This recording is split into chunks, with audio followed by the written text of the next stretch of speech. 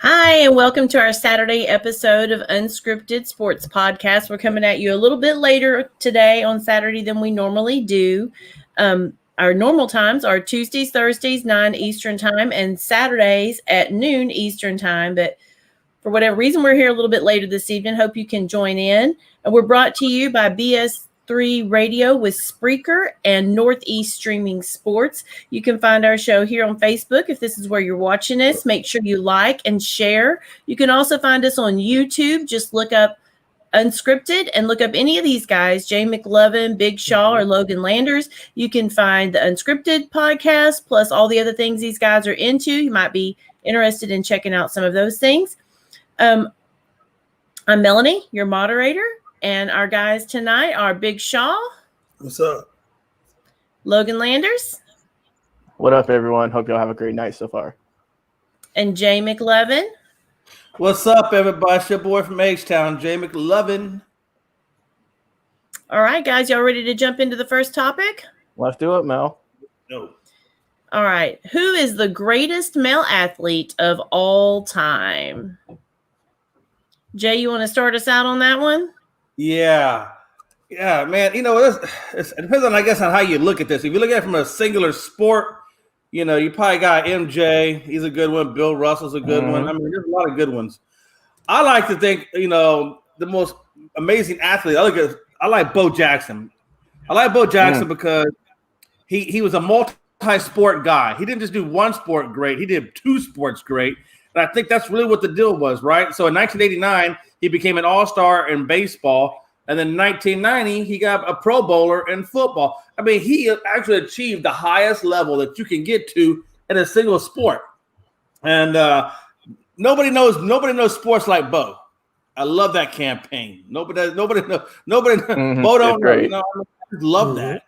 And so I look at it from a perspective of if the guy could play multi-sports very well, then I'm going to give him, I guess, for the greatest athlete, right? He's a multi-sport. You know, Michael Jordan was great at basketball. He tried to go to baseball, and it just didn't really ever pan out for him. You know, the other one that really ever, you know, kind of panned out for him was, you could say Deion Sanders, because he played baseball, but he also played, you know, obviously football, but he never made a Pro Bowl and an All-Star game at the same time, or even at the same, you know, era of playing.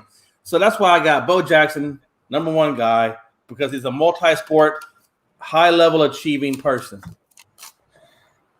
All right, Big Shaw, who do you think the greatest male athlete? I'm still thinking. I'm gonna go last. I'm still thinking. All right, Logan. All right, I'm gonna go with mine. So Jay, you made a lot of good points there. You got a lot of good people up on your screen there and everything, but whenever I do my research for this one, because yes, I do a little bit of research for these shows, even though we are unscripted, I like to do a little bit of research going into these shows. I came across something I've never heard of before, I've never seen before, and this is why I picked this man as one of the best male athletes of all time. Shaw, you gonna like this one? He's a former Cleveland Brown, one of the best running backs of all time. Jim Brown. The reason why I picked Jim Brown is because when I was looking about what he did, in high school, guys, he got 13 letters for playing 5 sports. He played football, which we all know he became a Hall of Famer in, basketball, baseball, and then 2 other ones which I wasn't expecting, lacrosse and also track. So that's freaking phenomenal. That's he got very interesting. I didn't know he did All-American in football and lacrosse as well. And some people are saying he was the best in those sports also. We all know how great he did in college as well as in the NFL. He led the country in scoring when he was, whenever he was in college as well. So this dude is an absolute insane athlete. He's in both the Hall of Fame for football and lacrosse, which I wasn't even aware of. I had no idea. So Jim Brown is who I got because, man, how could you not pick him after lettering 13 times? in 5 different sports. I know it was in high school, but this man made the Hall of Fame in 2 different sports. So that's pretty insane. Also, we got our boy Brandon Herrera saying Kirby Puckett. Yeah, Kirby was a heck of a baseball player. He was a beast of a man. But Jim Brown, man, whenever I was looking that up, my eyes popped open like they were huge. I couldn't believe it. So that's why I got Jim Brown, just based on the fact that I didn't know he was that good at all those sports, let alone he was in the Hall of Fame for lacrosse, which is very, it's taxing. You got to have a lot of stamina, a lot of hand-eye coordination, stuff like that. Yeah, you do. So Jim Brown is who I got. That's pretty cool. Because you ever try playing lacrosse? I did. It's really hard. Lacrosse is not easy. Number one, it's physical. And number two, like you said, to catch that little ball with that little net, it's hard. And to throw it is even harder. Back in gym class, I was struggling. That's crazy. Yeah, the daughter plays lacrosse. Okay, I like it. Yeah, I'm actually still wearing my Love Lacrosse t-shirt from the tournament I was at today. Perfect. We got the fellas at Northeast Streaming Sports say Jim Thorpe. I don't blame. Hey, Jim Thorpe, hell of a player, man. Mm-hmm. Yeah, he was. Hell of a player. Absolutely. All right, Big Shaw. It's a good question. Well, I watch tennis. I don't know about y'all. I have to go with my boy Andre Agassi.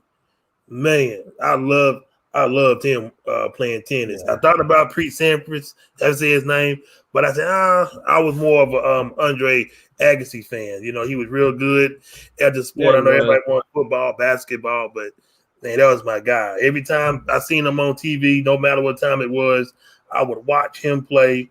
And after he played, it was Pete Sampras. But Andre, that's my guy. Have to go tennis on y'all for a minute. I like it. That's probably our first mention of tennis on this program, Shaw. I like it. Oh, God. I'm really surprised you didn't go with John McEnroe. McEnroe had that attitude.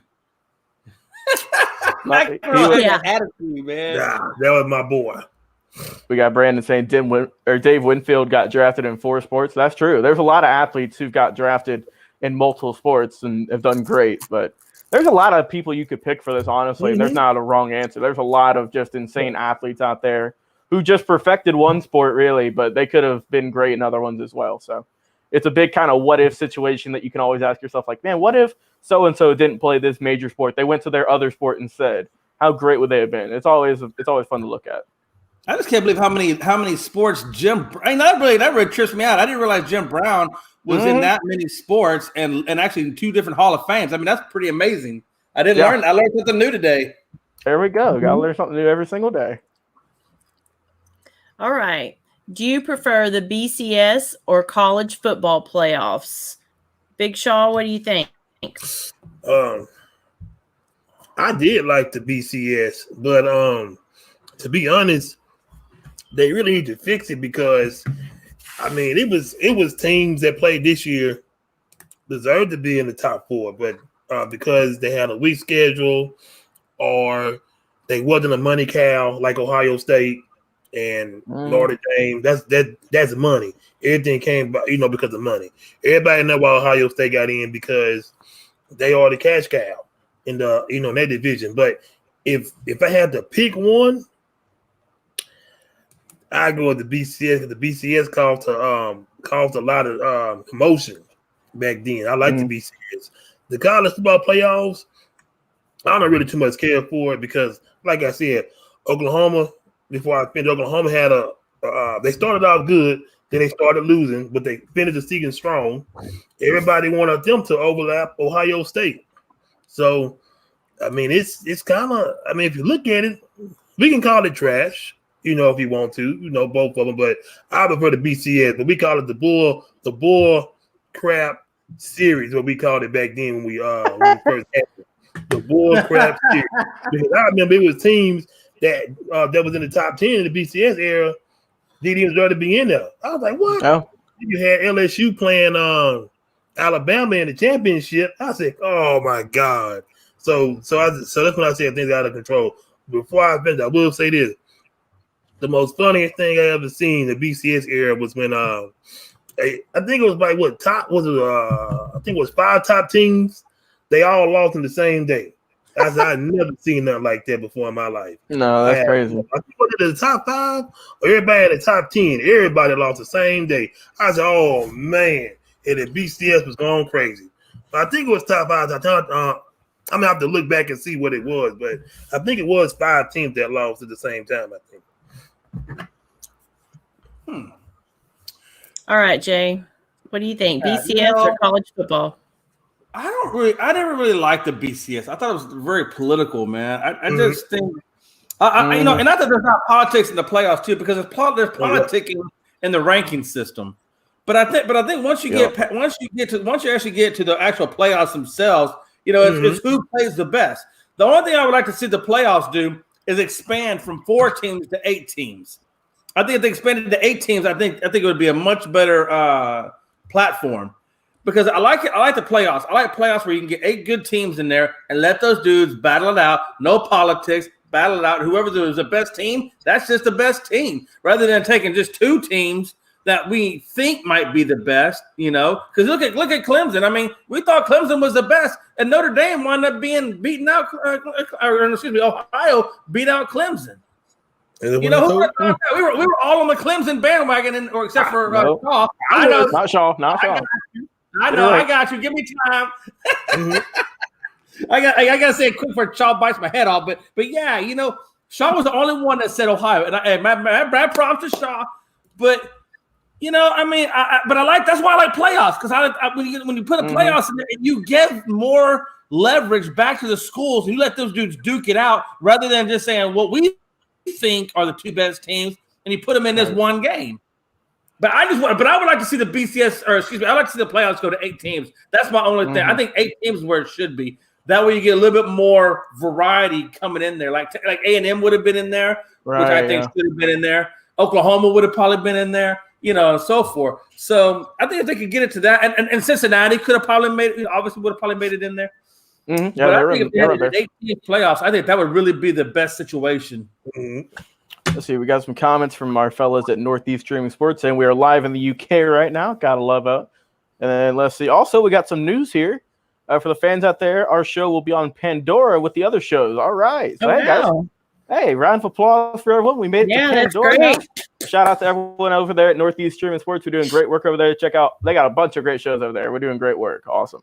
Great news. All right, cool. Hey, that lifted my spirits a little bit tonight, guys. I gotta love it. I'm just waiting for Frankie to chime in here. Frankie but I'm waiting for Frankie. I'm waiting for Frankie and all the other guys that are our usuals, but we'll see where they at. They might pop in a little bit. All right, let me give my 2 cents on this one, guys. All right. BCS college football playoffs. I think I'm with the both of you guys. I do like the playoffs a lot, but it seems to be getting a little bit stale the last couple of seasons. You know, I do think they do need to add a few more teams to the mix. And that would really kind of get some energy back into it, because, you know, we've seen Clemson, Alabama, and the majority of these, Ohio State as well. And they just got to get a cup. They got to get more teams in there. You got to get more upsets, because those guys are going to be running roughshod through the playoffs for who knows how long, because Alabama ain't going nowhere. Alabama's a powerhouse every single season. Clemson's still good. You know, we have to see how they do now with a bunch of their starters leaving. But then you got Ohio State and there's like Florida out there. There's Georgia's and all those guys. I mean, it's always fun to see kind of the lesser-known teams get in there. And I'm with you, Jay. I think 8 would be the perfect amount, because you get more games, you get more revenue for the schools, the smaller schools, you would say, and you get more fan interaction. You get more ratings. You get more TV ratings. That's what they're all about, is getting those TV ratings to get that TV money. So, absolutely. But it really answers the questions, though, doesn't it? It really answers the questions of, like, if you have 4 teams in there, but there's really 3 or 4 teams that are on the cusp or we think should be in there, it gives those teams that we think should be in there the opportunity to be in there and really duke it out to where at the end of it, when there's one team standing, you can say legitimately this team was the best. That there's no unanswered questions out there, right? Right, because I mean, it's like when Alabama gets in these college football playoffs, you can almost guarantee they're going to be in the finals. Because they're going to be in the final too, because that's just how good they are. And we saw, like, when they beat up on Ohio State, you know, we all knew that game that was going to happen. We all knew Alabama was going to kill those guys. And because I think Cincinnati should have got in, or A&M, either one of those two you could have pitched to get in before Ohio State, because Ohio State didn't play that many games. They only played in, what was it, like 7 or 8 games?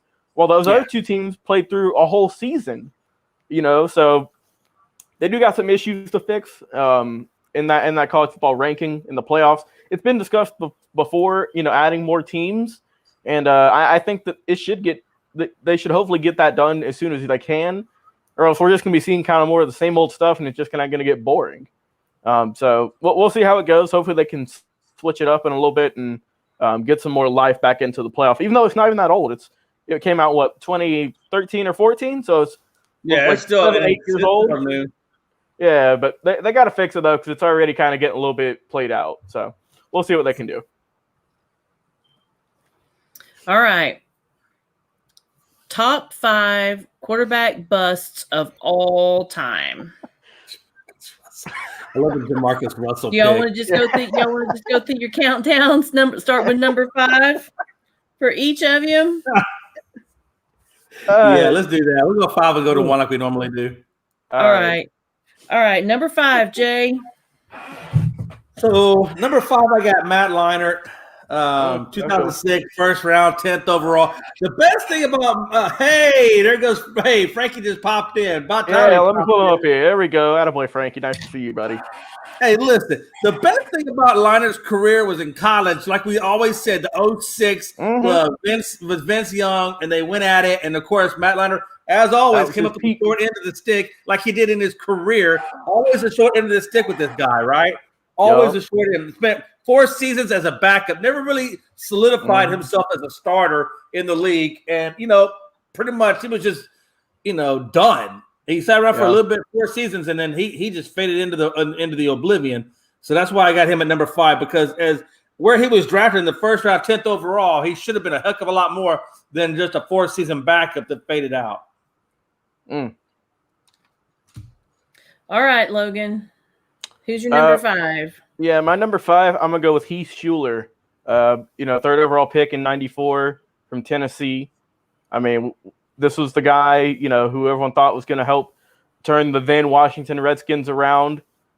It didn't happen. It didn't happen at all. He just couldn't get anything rocking there. Great at Tennessee, right? He was great at Tennessee. But, man, he just couldn't do anything in the league. Jay, I'm going to throw a stat out there for you since I know you love passing rating. He retired with a 54.4 career passing rating, and that is that is abysmal for your number 3 overall pick in 1994. So Heath Shuler is who I got right now as my number 5 worst quarterback bust of all time. We got a comment from Brendan talking about the college football playoff, saying put them in the ring and let them do a Royal Rumble, last man standing. Now that would be interesting. That would be fun. That would be interesting. I'm with you on that one, Brandon. We'll see what they can do. But Heath Shuler's my number 5 draft bust. All right. Shaw, who's your number 5? Oh, man. Number 5. I was going to say Quincy Carter, but I said I don't want to hurt Jay feelings too bad in Dallas. But, I didn't like him either, though. I was going to say Quincy Carter, but Akili Smith, he was a bomb. I ain't heard that name in a while. Yeah, he was absolutely trash. You know what? I'm gonna throw this one in there too. Aaron Brooks. He was trash too. Just absolute trash. Hot trash. And I'm done. Hey, but that's true. That's correct. He was. He was though. That's he couldn't get it going. Hot trash. All right, moving on to number 4 on the countdown. Jay, who you got? Yeah. Shaw took it at number 5. I got Akili Smith, 99, number 3. Like I said, number 3 overall pick. He was known for his athleticism and his upside, but basically he failed to perfect the playbook. And pretty much he started 17 games, but never solidified the quarterback position. And Akili Smith, like Shaw said, was basically hot garbage. But at the number 3 pick, he was supposed to be much better than that. And he just never matriculated. And unfortunately, Akili Smith is in the Bust Hall of Fame. That's right. Let's see. We got Brandon doing his top 5 here. Look who he's got. Kirk Cousins at number 5. Tavares Jackson, Todd Bowman, Joe Webb, Christian Ponder. I'm sensing a trend there, guys. I don't know. Purple and gold. I don't know. I don't know about Kirk Cousins, but Mr. Thunder is. We got Ben chiming in as always. How you doing, brother? Always nice to see you. He remembers Achilles Smith. Probably not for good reasons, but he remembers him. And we got our boy, we got Frankie doing some play-by-play here, talking about the awards night that's going on in the NFL. Justin Herbert got the Rookie of the Year. So we'll see who else gets the awards tonight. All right, I like it. All right, Logan, who's your number 4? Number 4, this one's going to hurt me because if you guys can see, I got the Raiders flag in the background. And he's going to be one of 2 Raiders on my list this evening, unfortunately. My number 4 quarterback bust of all time is Todd Marinovich, 24th overall pick, first round in 1991. He's out the league in 2 years. He's out the league in 93. And this guy was billed as the next superstar quarterback, hyped up. You know, he was kind of like if you guys remember that far back, he was getting hyped up by his father, sending tapes out, sending videos, doing all these kind of weird training methods. Like, man, this dude's going to be insane. Kind of like a LeVar Ball-esque back in the day. And God, it just didn't work. You know, it just didn't work. I mean, his dad basically just put too much pressure on him, and it cracked. You know, it just cracked for him, and it just didn't work. I know he went through some heavy drug use and everything, and that didn't help him at all, obviously. But man, to be picked as going to be as hyped as this guy was, to be out of the league in just 2 seasons.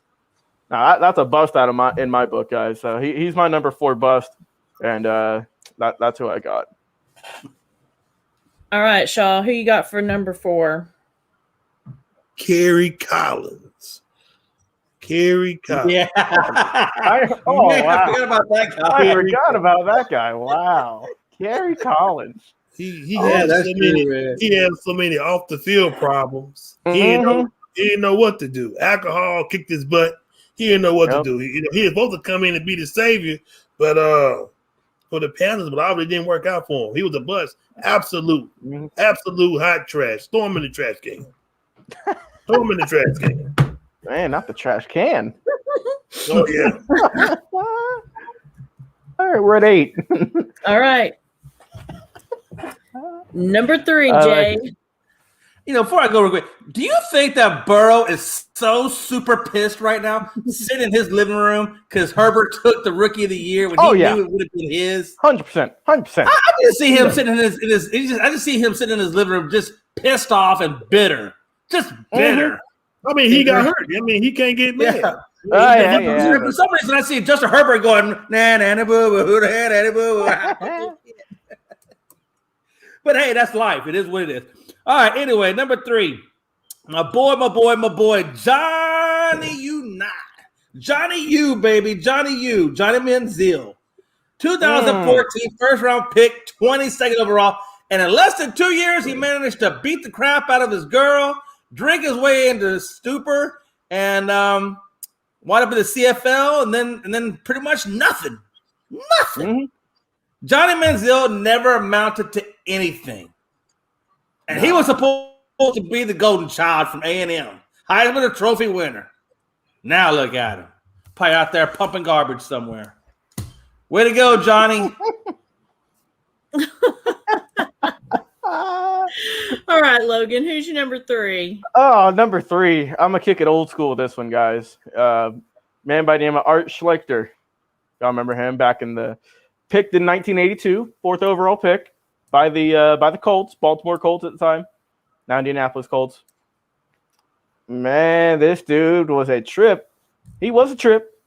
Gambling, addiction, played only 13 games, didn't do nothing. The gambling really took over his life, honestly. It got him basically got him put in jail. So you can't get much worse than that, honestly, going to jail for your gambling addiction. He's serving a 10-year sentence on theft charges because of the gambling. So he just couldn't, he couldn't put the money down. He couldn't put the chips down. And that cost him, his career. But man, this dude, he's also the first guy to get suspended for gambling since like the 60s at that point. So this dude was setting records for all the worst reasons. But man, so yeah, this guy was he couldn't get his money right. and it cost him his career. Even though he was hyped up at Ohio State, he looked good, but that's why I got at my number 3.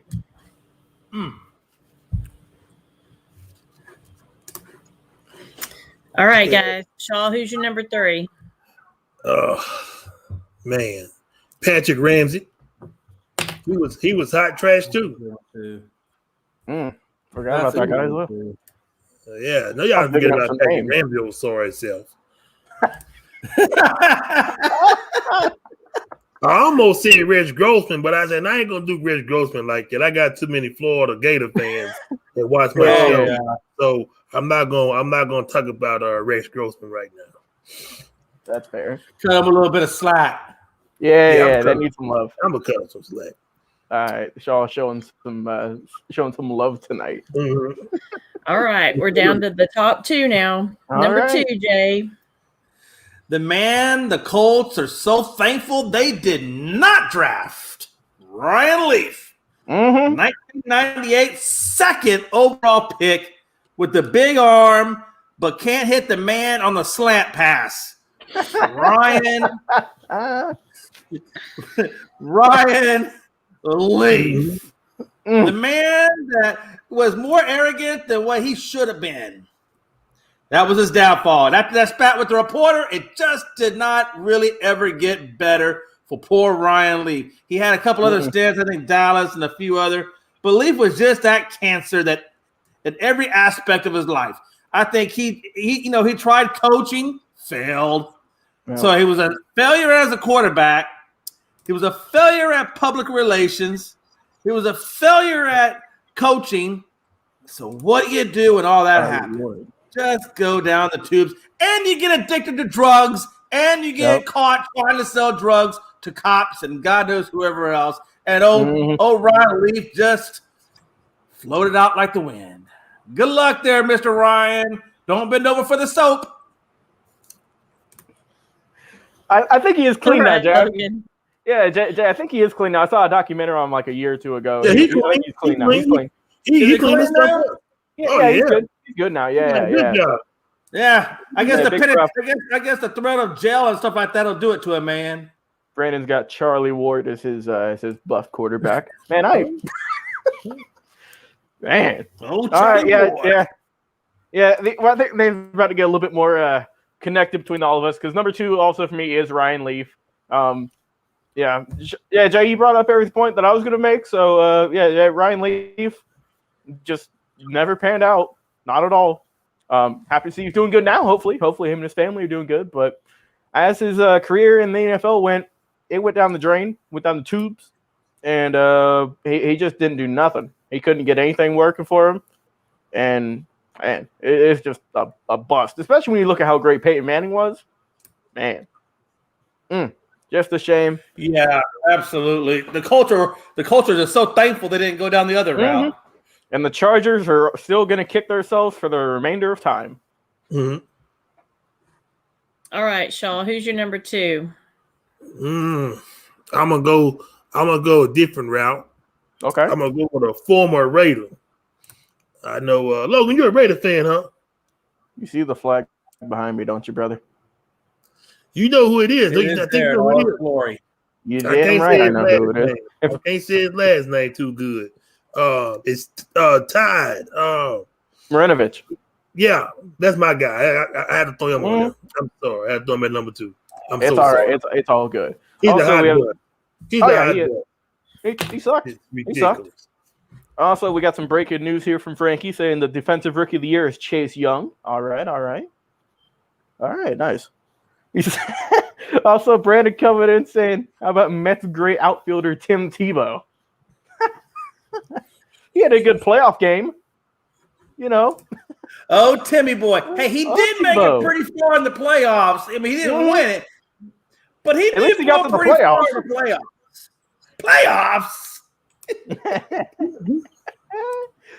All right, let's get down to number 1. All right. Unfortunately, so I was about to say number 1. Jay, who's your number 1? The man that has the record for eating quarter pounders, DeMarcus Fat Boy Russell, 2007 first round pick, could throw the ball a mile. but can't connect with the wide receiver to save his life. Work ethic, clearly, as you can see in the picture, the work ethic clearly was questionable as the man got ballooned up to dang near almost 300 pounds. And it wasn't 300 pounds of muscle. It was 300 pounds of cellulite. Go get another hamburger, Jamarcus. I hear it calling your name. Okay, Logan, who's your number 2? Oh, man. Number 1. I'm sorry. Number one. Number 1. Yeah, we got the fat boy in the middle, Jamarcus Russell. Too many cheeseburgers, too much lean. Never watched any film. I remember they gave him a blank cassette tape or a videotape at the time. They said, go home and watch this. He came back the next practice, said, oh, man, yeah, that looks good. They gave him a blank tape. That just proves this man was worthless on the field. He got his money. Remember, he got paid a lot of money back in 07. He basically forced the Raiders to give him more money for his contract. And once he got that, he was chill. He was good. He was fine. He was great at LSU. He looked good. He looked like he was going to be, a next Mike Vick, but with a better arm. But no, he couldn't do nothing. He got fat. He never trained. He was a bust. He sucked. To steal Shaw, he was trash. Oh, yeah. I hate him. Worst quarterback in Raiders history. Put it down. Yeah, definitely worst quarterback. There's not a quarterback that could be possibly worse than Jamarcus Russell. Let me get some positive news. Thank you, Frankie. Charles Woodson made the Hall of Fame. Perfect. Oh, we knew that. We all knew that was happening. Thank God. We all knew Aaron Donald was going to win Defensive Player of the Year. That ain't nothing new to us. We knew that. Keep giving us the updates, Frankie. We love it here. But my number 1 is Jamarcus Russell. He got that money, and I told a good friend of mine when they drafted Jamarcus Russell, I speak something into existence, but nobody doesn't. They think I'm crazy. I said, I would tell you what Jamarcus Russell gonna do. They say, what's that? I said, he gonna get to Oakland. He gonna get all that money. He going right up there back to Mobile, Alabama, where he come from. And that's exactly what he did. He got that money because he didn't have nothing. He took that money and went right back to Mobile, Alabama, where he at right now. That's where he is still. And I don't know if he rich still, but he got all that money from him. He better still have something left. But he got to Oakland. I think he went broke. I think he went broke, Shaw, if I'm not mistaken. I think he filed for bankruptcy even. I don't know. Just need players about the NFL contract, because what these idiots don't know, when you get that big old contract, you got to think about taxes and all this stuff. Man, eat your money up. Just like when Drew Brees signed that big old contract at first. Oh yeah, Joe Flacco, and everybody thought, well, Drew Brees the highest paid quarterback. I said, no, he not. They said, what you mean? I say, by taxes wise, he is not the highest paid quarterback. I said it was Joe Flacco, because Louisiana, we have some high taxes. We got some, man. I tell you, if you get $800 check here, man, you better get you a second job. Jamarcus Russell is a bust. He was pathetic. He was an embarrassment to the LSU people. Alabama, we don't have people like that. But I will say this about Alabama: as long as Nick Saban is healthy, everybody in college football is doomed. Everybody's day is numbered. Miami Hurricanes, y'all day is numbered. September is coming around the corner, and we're gonna smack the Miami Hurricanes upside the head. Then we're gonna be everybody else. I love the promo word. I'm gonna say it again. As long as Nick Saban is healthy, everybody in college football is doomed. Roll Tide. And why did Calvin? What's happening about it is actually true. I mean, the guy only gets the best classes ever. He gets the number one recruiting class all the time. I mean, how do you beat that? We got our breaking news. Calvin Johnson made the Hall of Fame. Megatron getting in. Hey, all right. Hey, that's smart. He retired early. He got his money. He got the Hall of Fame. And he got the Hall of Fame. Heck of a career. Best thing the Lions have produced in 50 years since Barry Sanders. So, yep, since Barry was the number one thing they ever produced, but Megatron definitely is. He's up there. two. He's up there. Yeah. Oh yeah. He's got to be. What I can't name you 10 Lions players that were great. It's hard. I can only really name two. You got to look at a list. Stafford is decent. Yeah. It's tough though. All right, Mel, we got a special topic here talking about some MMA now. I'll pull up this. Yeah, an opinion on Stephen A. Smith's comment that he says he doesn't want to see women fighting in the octagon. Yeah. Let's see. Who wants to start us out on that one? I'll take it first. It's interesting, right? Stephen A. Hey, I respect the man, and I respect his opinion. I think his biggest issue, which would be my issue too, is women fighting men. And I just think that's just because, I mean, it's hard to see. We're all, I guess my morals, right, coming up is that you're not supposed to put your hands on women, things like that. And that's kind of the discussion that Stephen A. is saying that, the way you're brought up, it should be, there's no issue really with women fighting women. But when you cross-gender it up a little bit, then you start kind of crossing those moral boundaries and things like that. And I think that's what Stephen A. is saying. Me personally, I say if the woman is brave enough to throw her hat in the ring, well, hell with it. Just let her go at it. But hey, when she gets hurt, ain't nobody better be crying no rivers. But then again, if she's good enough, she might be plowing through the men. You don't know. She might just be good enough to be the next woman Bruce Lee. I mean, you never know. So I'd say, me personally, I mean, yeah, it's a little bit of a moral issue. But at the same time, if they find a way and they agree to get hurt or whatever, hey, let them fight it. Let them go at it. I mean, it's kind of it makes good sports no matter what. MMA is awesome. If you want to put a woman against a man, that's going to be a huge draw. Oh, yeah. Everybody's going to want to – people are just going to want to see it. It probably would be good entertainment. That's Frankie's in love with Ronda Rousey and Amanda Nunes. All right, yep. There's some tough women. Amanda Nunes is I mean, I thought Ronda Rousey was pretty good, but Nunes or Cyborg or whatever, man, that girl is just a beast. Mm-hmm. Just a beast. Yeah, she's great. All right, Shaw, what do you got on that one? I don't want to see it. I don't want to see no man and no woman fighting each other in no octagon. I don't want to see a woman and a woman fighting in the octagon. I think they're just stupid. I really do. I don't care. I don't care if they get. I can't believe people was getting mad at Stephen A. Smith. All he was saying was he don't want to see it. I wouldn't want to see it. I mean, why would I want to see two women beat each other? I don't even watch the MMA. I don't even watch that crap because I'm telling you what's gonna happen. One of them dudes gonna die in that octagon sooner or later. Somebody gonna die in that octagon. Then everybody gonna be, oh man, I can't believe this happened. Oh, shut up! I want to hear that. So I don't want to see two women fighting in no octagon. I don't want to see that crap. I'd rather watch wrestling. If I want to see somebody fight, I'd rather watch wrestling. I want to watch that. Watch that crap. That's trash. Hey, comment on what Frankie said. Just comment on what Frankie said. I let my wife beat me up all the time. It's a pretty hot thing. Physical intimacy is great. It's great.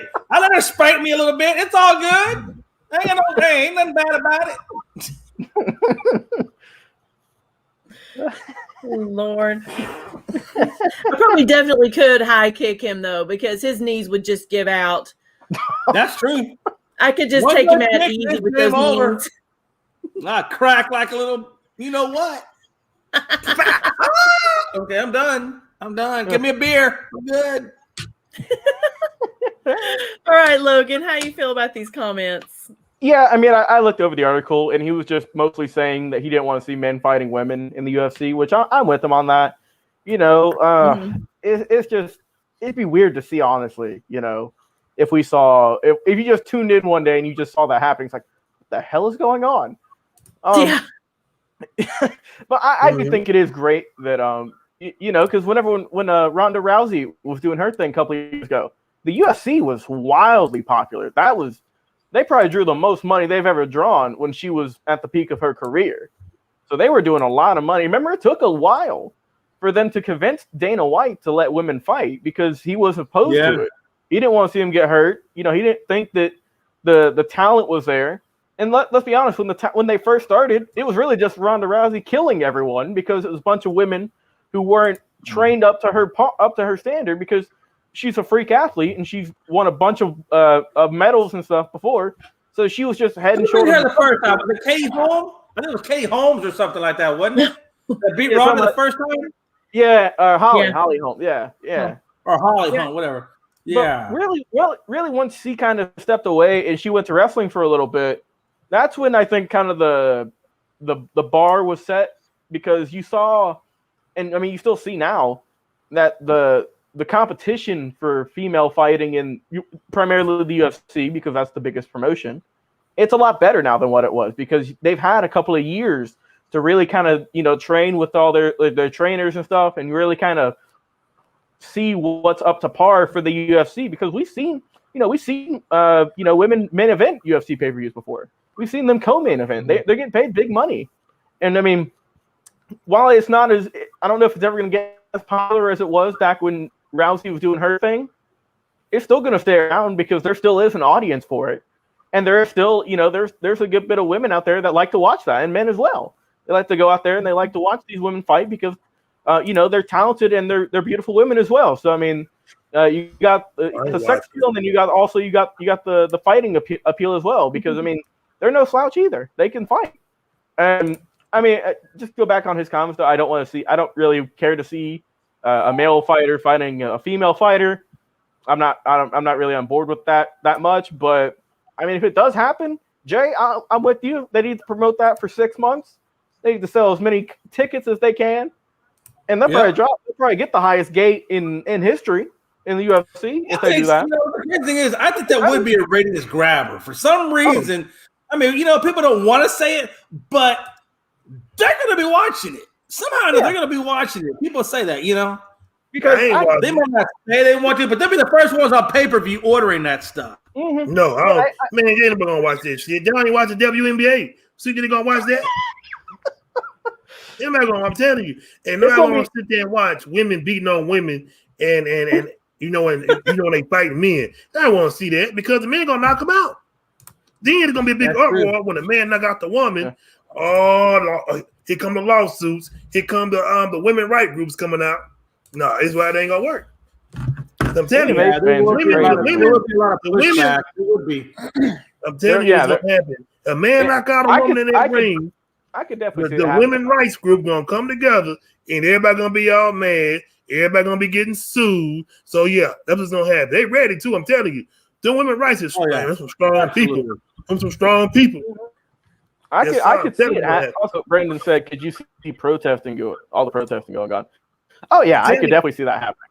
If that ever does happen, you can get protested either way. You get protested if they do fight. But then you get protested if you don't let them fight, because they're going to start saying equality and all that kind of stuff. It ain't going to happen. You're going to get protested regardless. It ain't going to happen. Just let them go to WWE. They'll be fine. They can wrestle there. It works for them. Yeah, go to WWE. There you go. Yeah. Offensive player of the year is Derrick Henry. Not surprised. I figured he would get it. My God, with the kind of season he had rushing, it was crazy.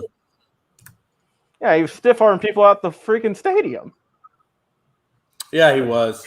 Heck of a season all around for him. Glad he got the award. Also, Alabama's representing for you tonight, Shaw. I see that. All right, Mel, I think that's all of our topics for today. And it is, yes. Who ready for the Super Bowl? Who ready for the Super Bowl tomorrow? It's going to be a good game. It better be a good game. It better be. I'm ready for the food. I'm ready for Super Bowl food. By the way, the guy that put the $3.5 million bet on the Bucks to win, the furniture store guy, was Mattress Mac from Gallery Furniture in Houston, Texas. The guy I bought my first bed from is the guy that's doing it. Put that big wager on there. So hey, good for you, Mattress Mac. I hope you win, buddy. Drew Pearson is in the Hall of Fame as well. All right. That's a Cowboy right there. There you go. Mm-hmm. We're all representing tonight, fellas. Alabama with Derrick Henry. I got Charles Woodson, and now Jay, you got Drew Pearson. So that's a great way to. That's a great way to end. That's a good omen right there. It is, yeah. It is. That's a good show for you there. All right, Mel, take us on home. All right, guys. want to thank all of our viewers for joining in on our show and you responding. We love the interaction. Thank you all for being part of our show, and make sure you like and share us on Facebook. If you're looking for us on YouTube, of course, it's under Unscripted, and under any of these guys' names, Logan Landers, Jay McLevin, or Big Shaw. You can find all the stuff they're into there, plus the Unscripted Sports Podcasts. We're here Tuesdays and Thursdays, 9 o'clock Eastern time. Saturdays, usually at noon, but sometimes Saturday's a little weird. So we always get on here on Saturday. Mm-hmm. We're just happy to have all of you here. And we are brought to you by BS3 Radio with Spreaker and Northeast Streaming Sports. Y'all have a great night.